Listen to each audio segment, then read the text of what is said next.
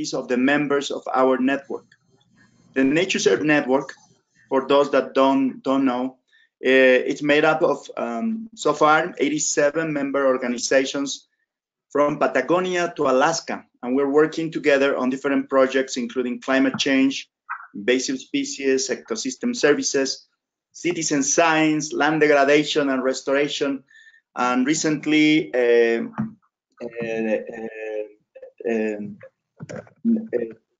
project related to medicinal plants in the Amazon. If you are based in the Latin American and Caribbean region, being a member of our network doesn't cost anything. Our network is open, and our main objective is to facilitate. Oh, what happened? We're still on hold. Miguel, I think we're still on hold. Okay, so nothing happened. Okay. Good afternoon. Can you hear me? Can anyone hear me?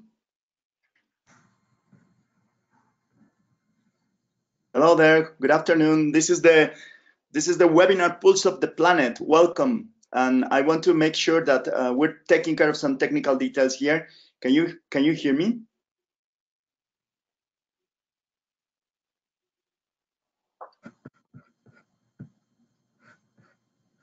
Okay, I can see. Perfect. Perfect. Excellent. Thank you so much. Okay, I was speaking on a muted microphone. My name is Miguel. I am the director of the Latin American and Caribbean Network for NatureServe, and I want to welcome all of you to this new edition of the webinar Pulse of the Planet. This is an initiative led by us, NatureServe, and supported by the GeoBond Secretariat and EcoHealth Alliance. Our work is our job, our objective here is to spread the word and share the scientific expertise from our member organizations and experts. The NatureServe network is made up of 87 member organizations from Patagonia to Alaska, and we're working on different aspects of global change, including invasive species, ecosystem services, citizen science, land degradation and restoration, you name it. If you're based in this region, in Latin America and the Caribbean, being a member of our network doesn't cost you anything. Our network is open, and our main objective is to facilitate and manage regional projects that have to do with global change. If your organization is interested in participating of this network, of this communication network, please do not hesitate and contact me. Today we have invited Dr. Nuno Negrões to give us a talk. Dr. Negrões leads the research and monitoring team at Conservación Amazónica in Bolivia, one of the youngest but at the same time most active biodiversity conservation organization in the region and member of the NatureServe network. His work focuses on the ecology and conservation of large carnivores, with several publications on high-impact journals. His postdoctoral training was in science communication, and as a result, he has led and co-authored several exhibitions, videos, books, including comics for kids that highlight the importance of making our science relevant. Without further delay, it is an honor and a pleasure today to be able to give the floor to Nuno. Thank you, Nuno. Take it away. Thank you, Miguel. Thank you very much. Greetings to everybody. Good afternoon, and greetings from the Andes. I would like to start to say thank you to NatureServe, GeoBond, EcoHealth Alliance for the invitation to be present. So I will start my presentation and just take my video, so make it easy. Okay. So today I'm gonna talk a little bit about our activities related to monitoring in different areas that we have. And to start, for those who don't know Bolivia, I would like to take you to, let's say, the northeast of Bolivia, Amazon, where the majority of the area is still covered by forests. 90% of the area in this region, which is called the Department of Pando, still is covered by forest. Nevertheless, there are more than 100,000 people living there. And these people live in multiple communities that live immersed in the forest. The people that live in this area depend on the forest and the forest resources. and their main income is the Brazil nut. But just don't let the name misguide you. It's called Brazil nut, but Bolivia actually is the main exporter of this product. I just don't want to cause any international conflict, but that's the fact. So these communities every year, these people every year go to the forest. Not only the people that live in these communities, but people that come from different parts of Bolivia enter the forest from November to March, more or less, to collect Brazil nut. And the money they get from the Brazil nut recollection is the one is going to be their main income throughout the year. But these communities also hunt, they fish, they also collect other products from the forest like acai. Some do gold mining, others do some small-scale agriculture and forestry. So you can see overall all these people that live in the Bolivian Amazon depend on natural resources and spend a lot of time in the forest, and so they have a lot of interaction with wildlife. So the areas that we work, intervene, has different kind of area, different types of area. From, for instance, we have like indigenous community like Tacanados and Tim. We have a national protected area like Manuripe Reserve. Santa Rosa is a department protected area. Brunujaco, another department protected area, and some field stations. So these are the areas, and they vary not only in terms of type, but also in terms of extension. We have areas very large, like Atacana 2, with 432,000 hectares, Manuripe Reserve, 747,000 hectares, and small areas like biological stations with slightly over 3,000 hectares. So apart from different types of territories, different extensions of territories, we also have to interact with different actors from government, from the national level, also local level and regional level. Also have to work with universities, communities, and indigenous organizations. So when we think about all this complexity, we were thinking about how can we evaluate what we are doing, but not only evaluate what we are doing, but also to observe the changes that are occurring both at local and at larger scale. So, of course, monitoring is let's say, the management instrument that we can use, not only to feed decision making, but also to evaluate our specific actions. But we envision monitoring as a system that interacts synergetically with research. So in a way, the research feeds monitoring, and monitoring can raise some questions that research has to answer. So to build our monitoring programs, we develop a protocol that I'm going to share. If it's not working, what happened? Sorry. Okay. Sorry, slight problem. So first we start by collecting information about the area, and specifically the human activities, the socioeconomics, the biodiversity values. And based on that, we define objectives, because sometimes we are working on an area that's just been a protected area, for instance, that is just being established. So we define what are the objectives of this area. And according to the objectives of this area, we also define what are the indicators. And we do a final design of the monitoring system. We go to the field to collect the data, the baseline that allow us to evaluate all the process. Till now, we have worked basically all the protocol in the different areas that we've been working till the collecting data, the baseline. Evaluation is something that we still don't do deeply, because we start doing this monitoring system basically from 2017 forward. So, but instead of just explain you how we do it, just let me show with you and share with you an example. I think it's better to understand. So let's go to Santa Rosa de la Buna. Santa Rosa de la Buna is an area that we help create. It's a department protected area. We work with the municipality of Santa Rosa de la Buna to create this protected area, and we work with them since then.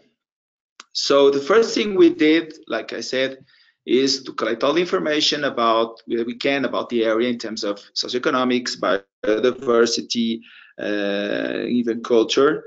And then we met with the communities to ask them to set the objectives for this area, since we were creating an area from scratch. And we asked them about their perceptions, what do they value, what's important to them, and how do they envision the future of the area and for them. And at the same time, of course, we asked about the problems and the threats. Overall, in these communities, and the majority, if not the total area in the Bolivian Amazon, the main goal is always to have a compatibility between improving livelihoods and conservation by preserving the natural resources, but thinking about sustainability and also protecting biodiversity. But also think about what are the main threats to the functionality of the social ecological system that works in these areas. So after the meetings with the communities, after setting the objectives, what we did after that is define what will be the elements that we need to monitor. And for each element, what will be the objects to monitor and the indicators.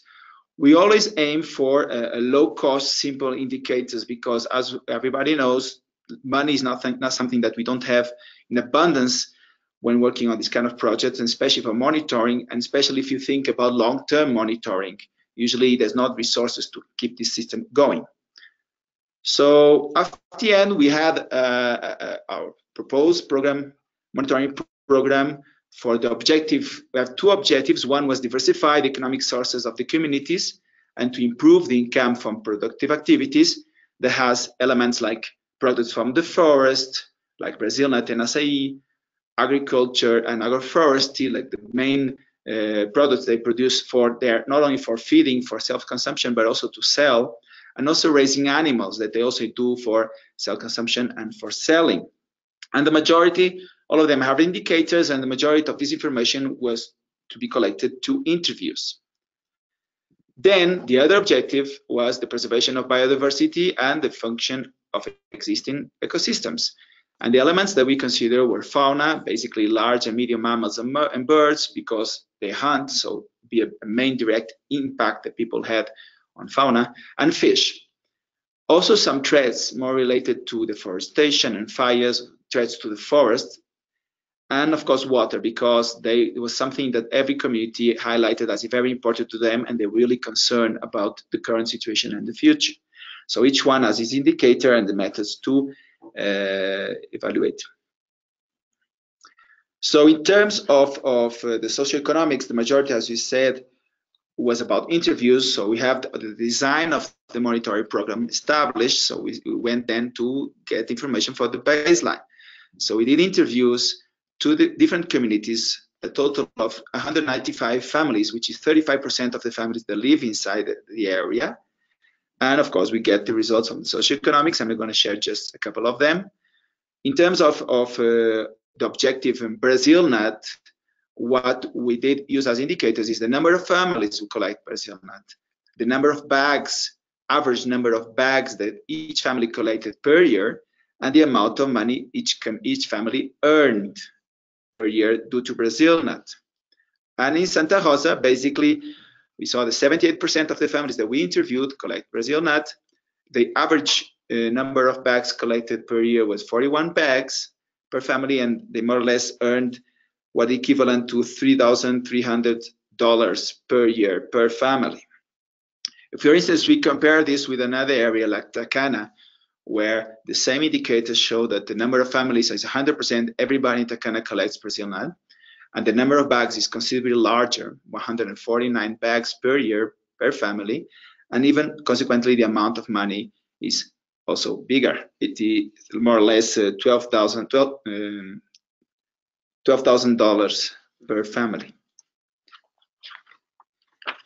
Apart from the socioeconomics we collect for all the other elements and objects, we also did the deforestation evaluation. We used the standard methodology with analysis of Landsat and interpretation of the images to detect changes of soil use. So that's something that we do at the large scale, not only in these areas, but at the Pando department scale. For wildlife or for fauna specifically, since hunting is a main activity there, you use camera traps. So together with the communities, we set several campaigns of camera traps on a total of 76 camera trap stations that allow us to identify the occurrence of important species, not only because there are threatened species like the tapir here, like the white-legged peccary, of course the jaguar, the short-eared dog, the giant anteater, the giant armadillo.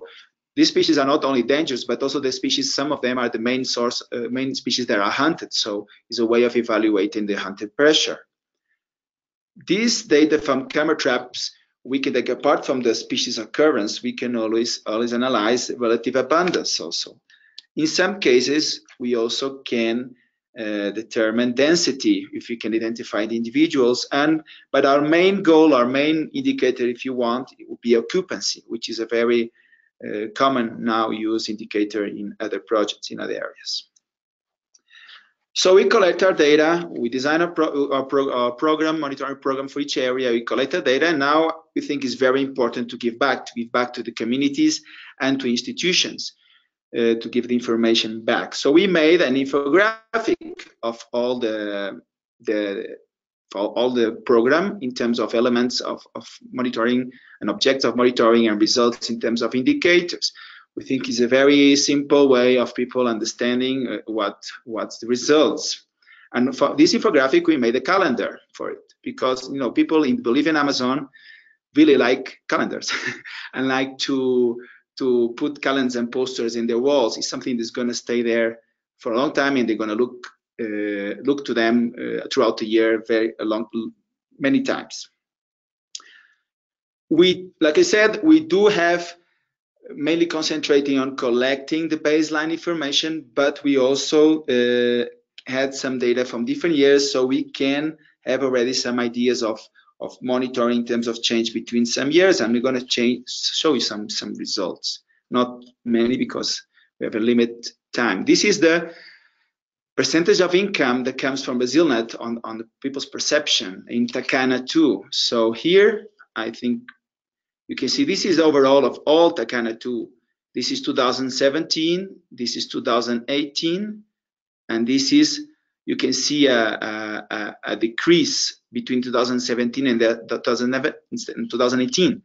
That is also seen in other communities. This is another community, Mercedes, Puerto Pérez, decrease, El Tigre, decrease, and also in Toromonas. So what we see here is that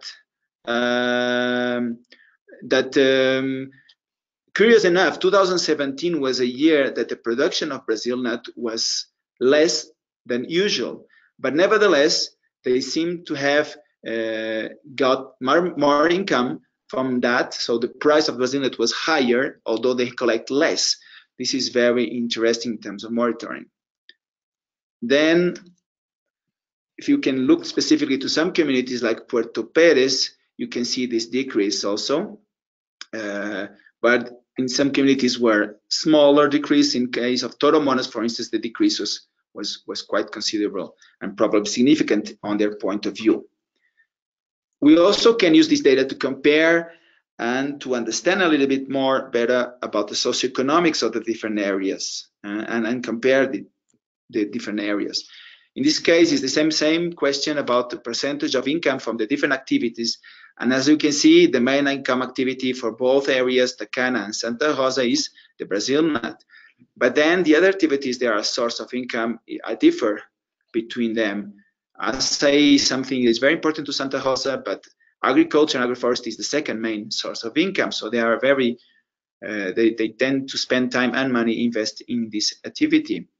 When in Tacana, they have more diverse types of activities with equal more balance between them.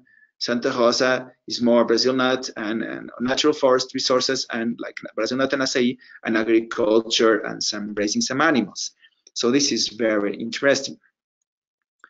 Also, camera traps. We did several camera trap campaigns, and in one area we did compare the camera traps or the wildlife before the BrazilNet season. Like I said, before November March and the one after, to see if the activity itself had any impact on the wildlife.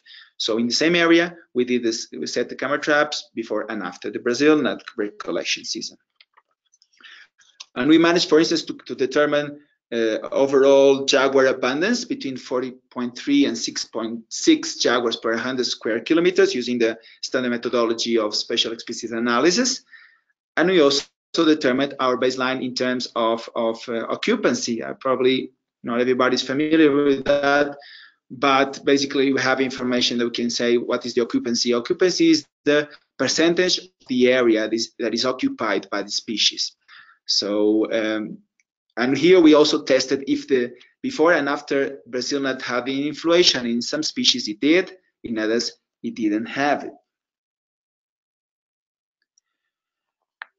During our talks with the communities, our meetings with the communities, there's one thing that showed up as a problem to them, which was that some wild species were considered a threat.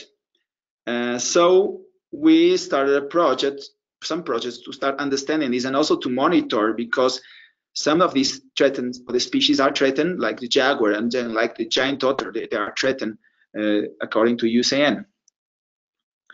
If you think about the jaguar, a large predator that usually is considered a threat to human lives and domestic animals, these communities that live side by side have probably a particular view and a particular relationship with the species. And unfortunately, sometimes this relationship ends badly from one of the sides, usually jaguar. And even this relationship can be seen in the cultural manifestations they have.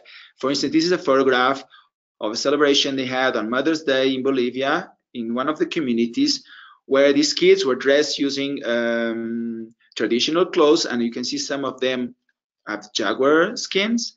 And they did dances, theater sketches, other activities, and one of them was a dance. And the highlight moment of this dance is when they killed the jaguar. So you can see the negative is there deep in the culture. As we work for this equilibrium, this coexistence between wildlife, between livelihoods and conservation, we do see that this is something that is very important to monitor. So we went to do some research on this and to evaluate the conflict in these three areas, the Tacana 2 indigenous community, the Manuripe Reserve, and the Santa Rosa area. One thing that I forgot to mention, all of these are people from the Amazon, but the Santa Rosa has a specific characteristic, is that a lot of people that live here are people that are immigrant from the Andes area. So it has some socioeconomics also that is different from the others. So we did a typical interviews, trying to approach attitudes, emotion, beliefs, knowledge, risk perception, tolerance, incidents with people and jaguars and animals, social norms, and of course, number of jaguar killings and why do they kill jaguars.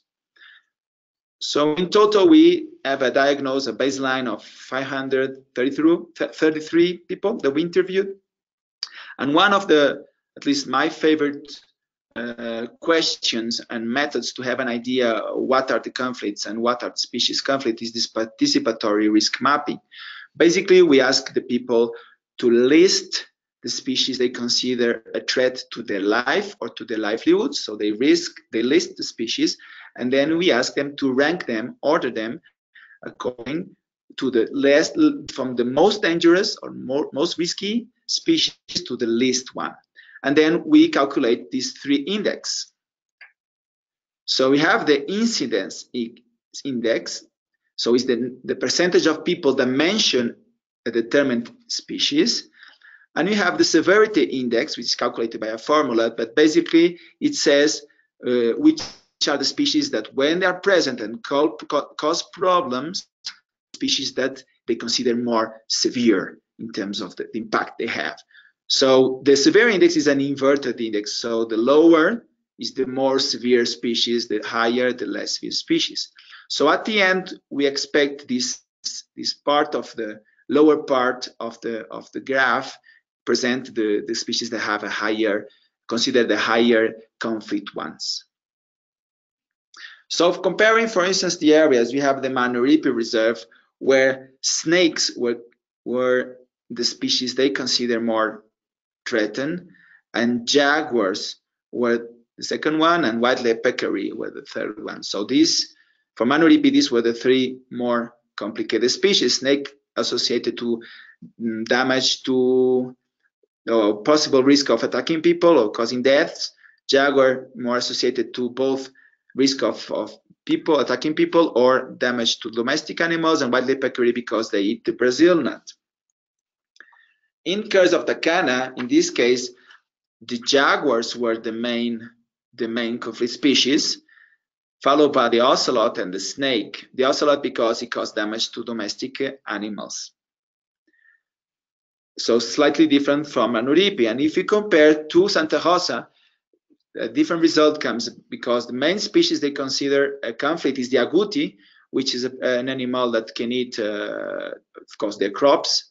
The white-legged peccary for the same reasons, and also can eat the Brazil nut, and also agouti can eat the Brazil nut, and the parrot. So where the conflict species were more associated about the Brazil nut and the agriculture. And as maybe you remember, agriculture was a big thing in Santa Rosa.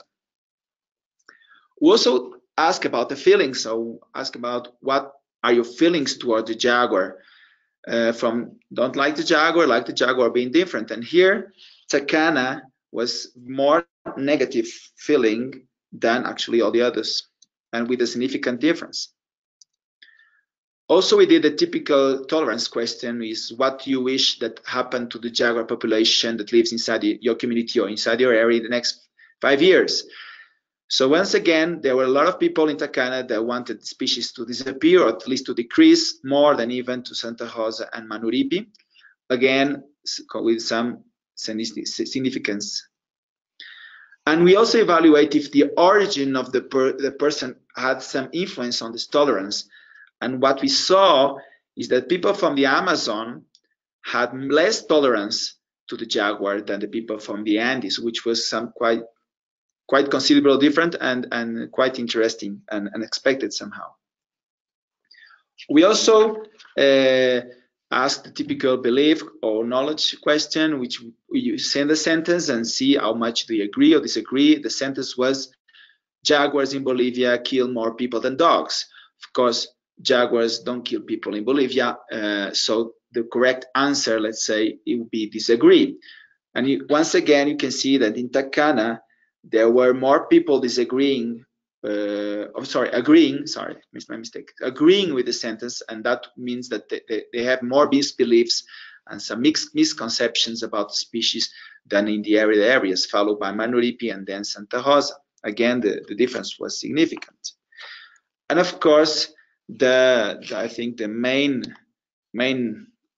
question that we always want to ask is how many people kill jaguars.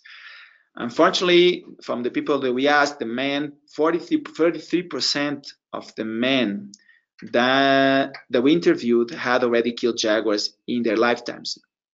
So that's a considerable, large number of jaguar killings, and that's why we try to work on this to change the scenario.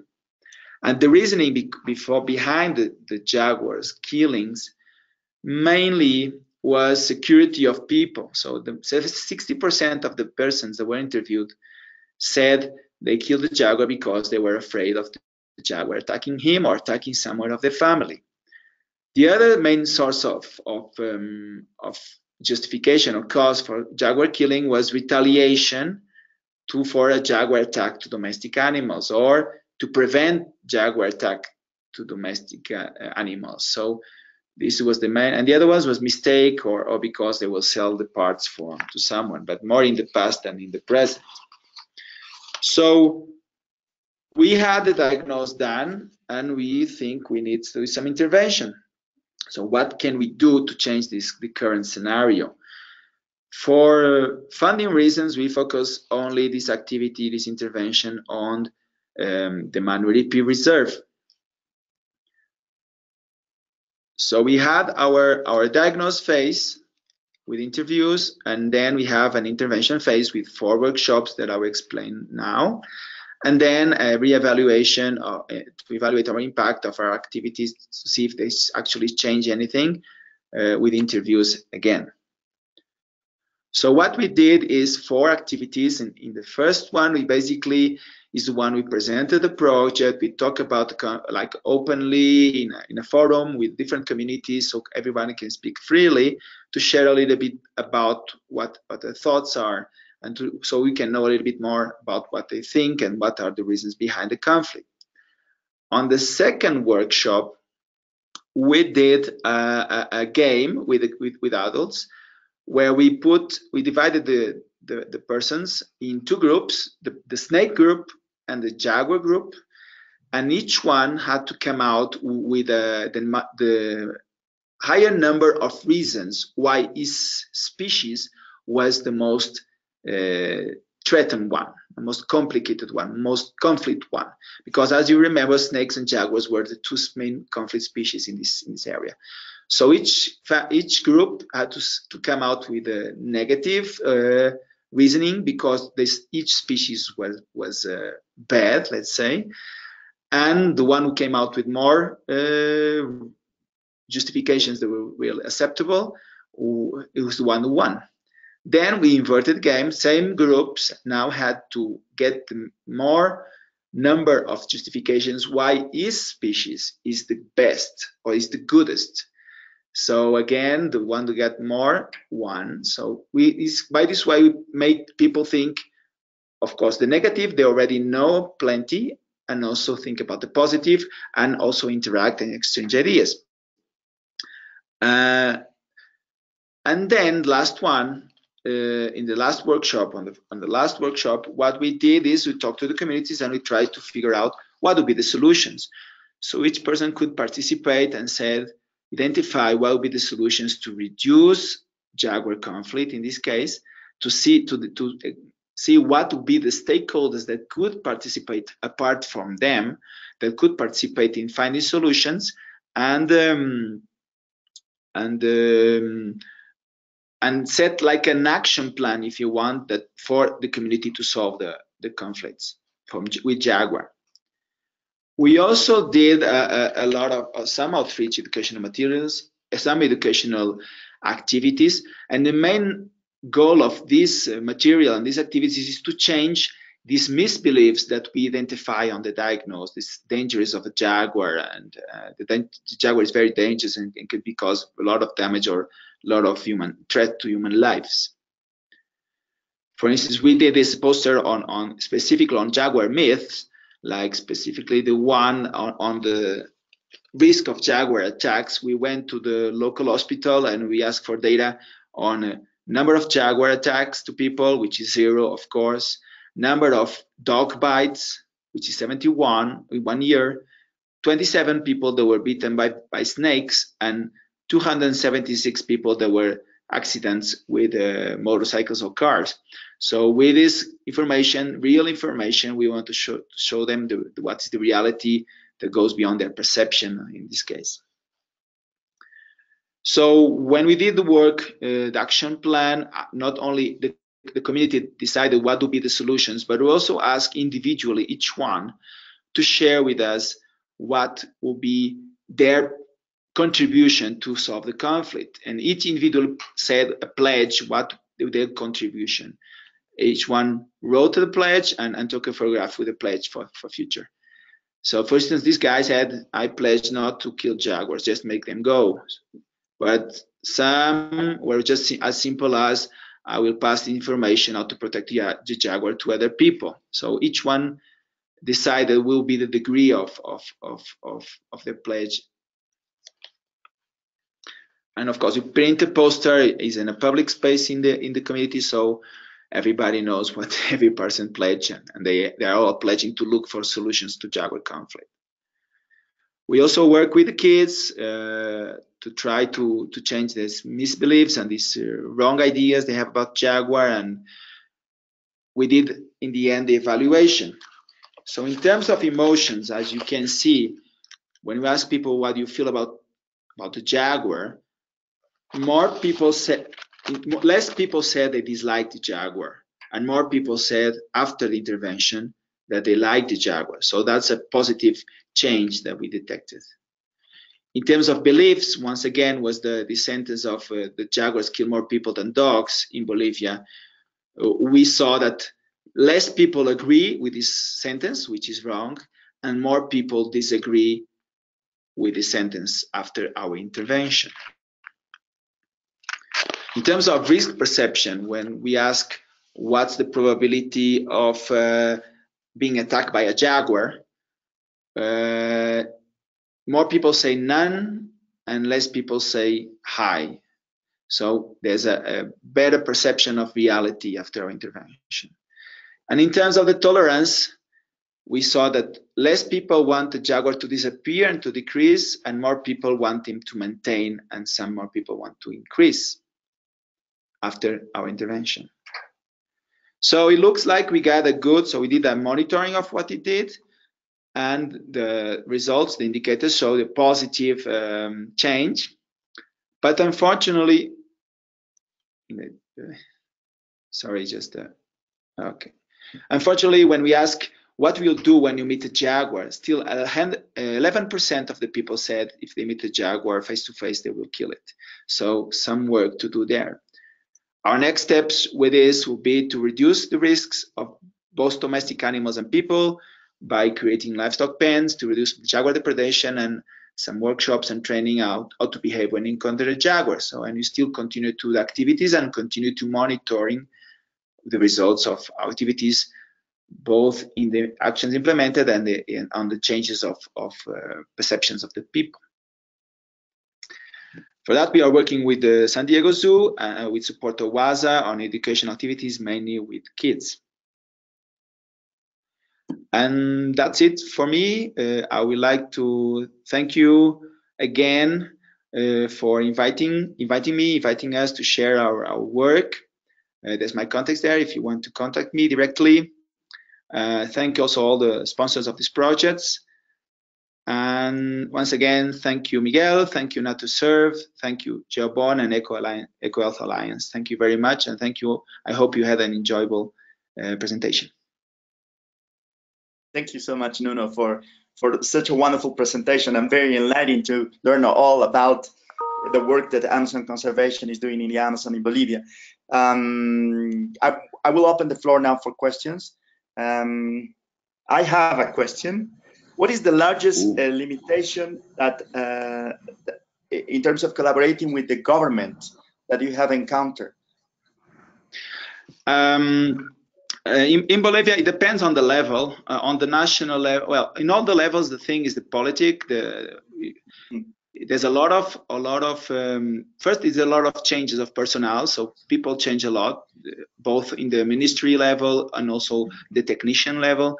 So we have to interact with the different persons throughout the years, and have to go back to zero, or start working from zero each year almost, or each 2 years, which is very complicated.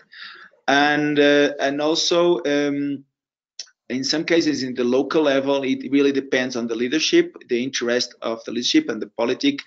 If it's more conservation driven or sustainability driven than actually just development driven, it makes the difference.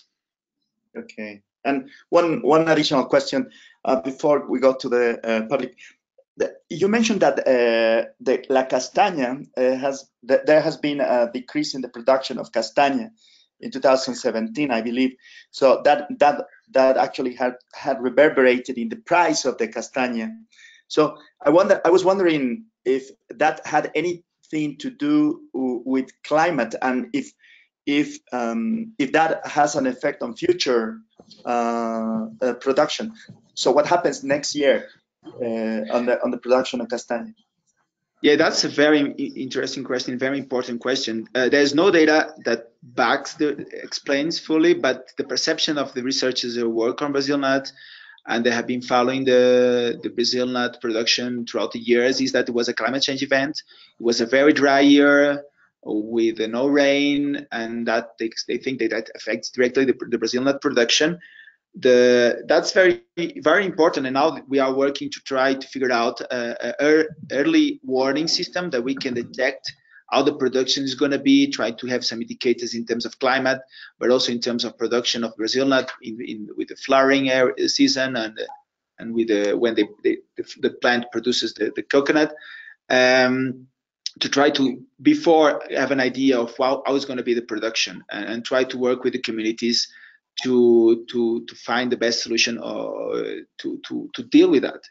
Of course, one thing that we are working with them is to diversify their sources of income with other natural forests resources like acai or fishing, sustainable fishing. But is a main thing, because this is a crucial activity for the region in Bolivia, is the main source of money for every community that lives there, and not only community, even for the region in terms of taxes and all that. So climate change is a big thing, and it's going to be a big thing in the future also to monitor. Thank you. Thank you. Oh, thank you, Nuno. We have a question of Carlos Zambrana. He has his raised, so I'm going to unmute him, and you can talk. Okay, great. Very interesting presentation. I was very happy to hear from Bolivia and the work that you are doing. I have a question about the perception. Like when you're doing all these surveys, you are relying on that people are going to tell you the truth. Yes. Right? And it's a big problem, because I've done some of this work, and you, of course, as a scientist, you are trusting your colleagues, you're trusting the people, you're increasing your sample size, but it's always going to be a degree of uncertainty. And I'm wondering how you are, like handling this problem. Yeah, it's true. It's true. So that's what this is the let's say the base monitoring program, but we do try to get other sources of information that can use to evaluate the efficiency of our indicators. It's true that we trust a lot with this what the community says, because basically we work with them some of them more than 10 years now, so there's a trusty relationship we expect. But at the same time, we always look for the sources of information that even from the government, even from local or national government, and other people that are doing research, so we can evaluate. The thing in Bolivia, the problem with Bolivia is that there's not very lot of information being collected actually in the field. But it's true, is a problem that we are always trying to look through using other sources of that we collected also with other institutions, or even using other methods so we can evaluate each indicator. Yeah, thank you very much for the question. Very important. Yeah, thank you so much. Thank you, Nuno. We can go to the panel now, and there are a couple of questions from what you were presenting. So the first question is Mohammed Ismail, and his question is, during the Brazil nut season, it shows less wildlife habitation in the area. If I am right, what is the alternative seasonal habitats available for wildlife and conflicts during and post-season? Yeah, the animals do. That's a good question. That's something that we want to answer, and we want to research deeply in the future, because it's trying to understand where do animals go, because it's not that they are a lot of space empty. I think our perception is that they use the space, they use the same space, but they use it differently. Maybe there's also some time shifting in terms of activity. Maybe some become more nocturnal, because people collect Brazil nut during the day. They don't enter the forest in the night because they cannot see anything. It's dangerous for them. They consider it dangerous because of the snakes and all that. So maybe there's a change of activity pattern, and also a change in terms of space use. Of course, the smaller species, they cannot change a lot. They are less mobility, and all of them, most usually are territorial. So it's a very interesting question that we need to get deeper in. Thank you very much. Nice, thank you. We have two questions by Juan Carlos Griales. I'll read one.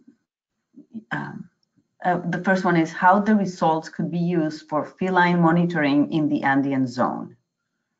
Sorry, can you repeat the question? How the results could be used. Yeah, thank you. Thank you very much. Yeah,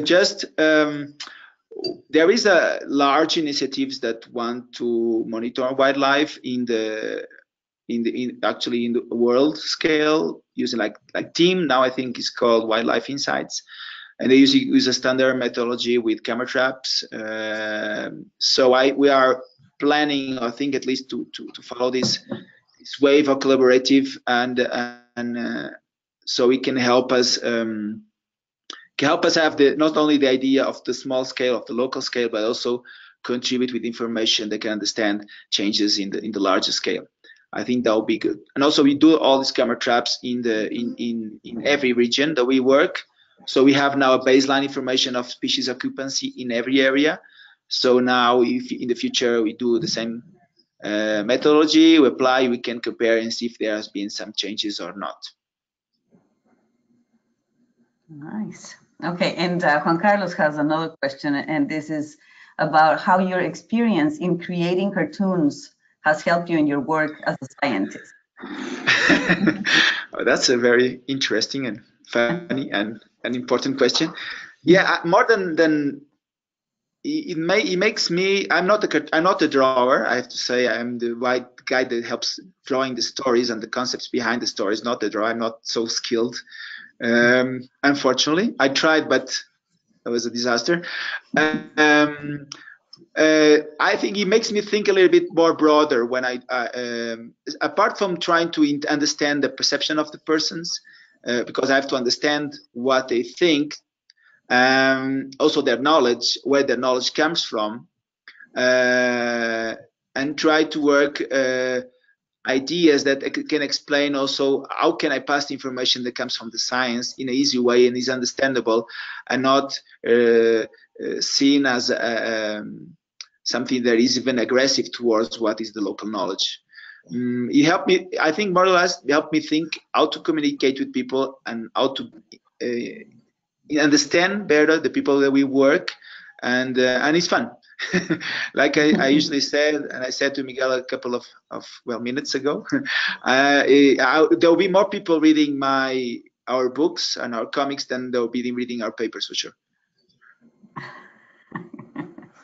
Very nice. Thank you, Nuno. I'm going to read Maria Loza's question. She says, thank you for presenting. I enjoyed your presentation. I have 2 questions. What is the jaguar's population size in this zone? And is there an increment of jaguar populations since you started this project? Yeah, this process is from 2017. We don't have enough data to see if there's been changes in jaguar population. I don't have a number because what we detected is that there is a different abundance, different densities of jaguars in the areas that we work. There are some more jaguars like Castagna. Santa Rosa, for instance, has less jaguars than and we didn't have a good estimate on the Santa Rosa. We don't have a number. What we do know is that there's a conflict. Jaguars are being killed actually everywhere in Bolivia, unfortunately. And now with the menace that just a couple of years came with the jaguar trafficking parts that came in emerged in Bolivia, that can be another incentive to jaguar killing. So now people are killing because they are afraid of the jaguars and because jaguars attack their domestic animals, and as retaliation or preventive measure they kill jaguars. Maybe 1 jaguar or 2 jaguars, I don't know, throughout the year in different areas. But now if there's an incentive to kill jaguars because there's money there, that can change the scenario. So that's why we think it's important to have this monitoring also about the jaguar killings and the perceptions and the motives behind it, because things can change quickly if this demand of jaguar parts in the Orient it rises and can change the scenario totally. In terms of deforestation, which jaguar is an habitat guy, is a forest animal. In terms of forestation, the forestation is still low in Pando. It's very, very low. So in terms of habitat, there's not been a big decrease. There's been a decrease but not as big, not a big threat right now. But things can change. You see in our neighboring Brazil that things can change really fast. All right, great. I am going to read Mohammed Ismail. He asked a question earlier, and so he's saying, thanks for the answer. Very much happy to see the pre and post results after a workshop. Apart from Jaguar, did you do something about snakes, since high risk spotted in Castagna region?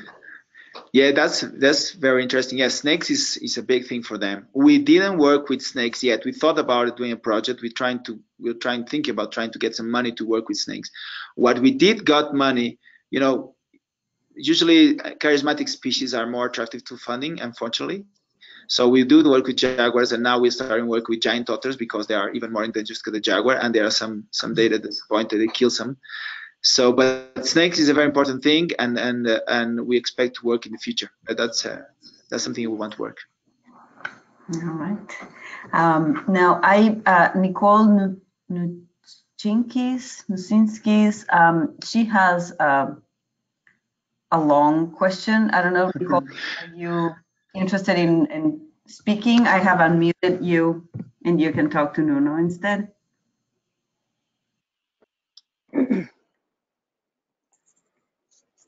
Can you hear me? Hello? We can hear you. Go ahead. Can you hear me? Yeah? Am yes. I on? I am, okay. Well, thank you, Nuno, for the whole presentation. I live in Bolivia, and I'm working with animal trafficking, against animal trafficking in Senda Verde down in Yunga, south of the Amazon region, right? And we've been following the whole thing of the killings of the jaguars in Bolivia. And what I thought was a bit called my attention in your presentation is that you said that the commercial reason for hunting was less now in the present than in the past. But you just now mentioned, but if there is a now money rising for the jaguars, for parts of the jaguar, this may get worse. And actually this, I went to a seminar last year where World Conservation Society, la WCS, presented their data, and they said that the jaguar killings had gone up very significantly since 2014, when the Chinese enterprises rose significantly in their interventions in Bolivia, in mining and construction. So what do you think about that factor, about the commercial factor?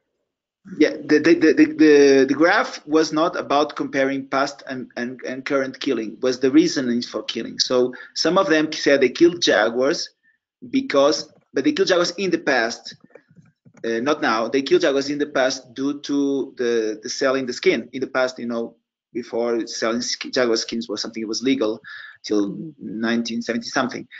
And some of them, a low percentage, said they killed jaguars to sell now. That's not comparing a past and present. In sense, the same person killed more in the past or less, was more in this actual moment. Why the reasons for people killing? I think you're right. I think that trafficking is something that is rising in Bolivia for sure. But in the area that we work, we didn't saw any evidence that they actually are killing more considerably than they did in the past in the areas that we work, in these 3 areas that we work. But we heard a lot about jaguar killings everywhere. Like I said, unfortunately, and I'm sure you know it, everywhere in Bolivia, jaguars are killed frequently for different reasons, and the trafficking has not been evident in the places that we work, but we know that it's evident and clear and already established in other areas, like close to Matidi and even in the area of Santa Cruz, if I'm not mistaken. Right. May I ask one more question? Of course. The interventions you made, the 4 workshops, 4 phases or something, are there plans of maybe sharing this experience and broadening it to other places, and I don't know, having access to that to be able to give it to other people who are working in this? I'm glad to happily share with what we did. you can contact me by email. The data we are working to publish, as you know, is a longer process. It's easier to make a comic than actually make a paper or publish a paper. But we are publishing papers about this, and what we're thinking of actually today we are applying for funding is to continue. So with the communities, we establish an action plan for them in their perspective, and now we're trying to get money to implement this action plan. And to see if it works. If you reduce these issues of conflict, you can actually improve the relationship with Jaguar. But we now have to consider also this trafficking, and we have to, because when we started, like I said, there's nothing there evident, but maybe that can change in the future. So we have to add another variable that they have to look carefully. Right. Thank you, Nuno. Thank you to the whole team. Thanks a lot. Thank you. Thank you very much for your questions.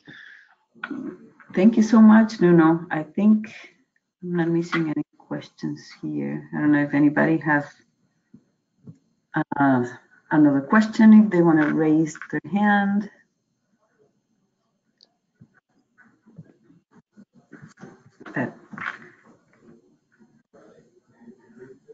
Yeah, I think you've answered all the questions. It was a great presentation. Thank you so much, Nuno. No, thank you very much for the invitation. It was a pleasure. Thank you. Thank you, everybody. The recording of this webinar will be available on the NatureServe, on the GeoBone and EcoHealth Alliance websites.